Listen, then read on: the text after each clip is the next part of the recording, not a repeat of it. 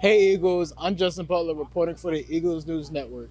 Today I'm in a student parking lot here with Sergeant Boykin about the esports truck. Sergeant Boykin, What you got? it's esports in the Army. No one ever heard about that really. Can you That's talk right. about it? It's not a job in the army, right? You would still join the army under regular circumstances, but you can essentially apply for the esports team, which then you travel the nation, essentially playing video games for a living. You make a pretty good living. In the military, you get all the benefits, and you get to play video games all day.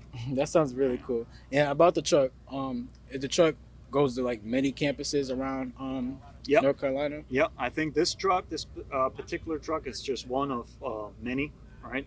Our esports truck just came from a convention in Houston, right? So they're not just doing high schools, but on a regular basis, we're in the high schools. Yeah.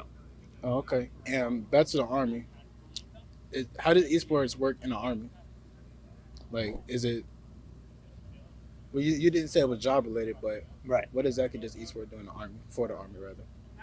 What does it do for the army? Yeah. It gets our name out there, right? Because we go to conventions, we go to huge tournaments, right? And you essentially play video games for percent in the army, right? Just like we have just in these last Olympics, right? We had a marksmanship team from the army that was competing and going for medals for our nation essentially, right?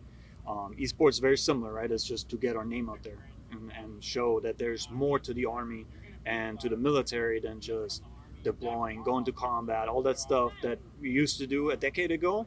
Now it's a job, it's an assignment, right? It's living life and having fun and getting to do it for our country in our uniform, right? Mm-hmm. So that's a great deal in my opinion. And lastly, Miss Sergeant Boykin, what is the recruiting process for the young high schoolers about joining the Army?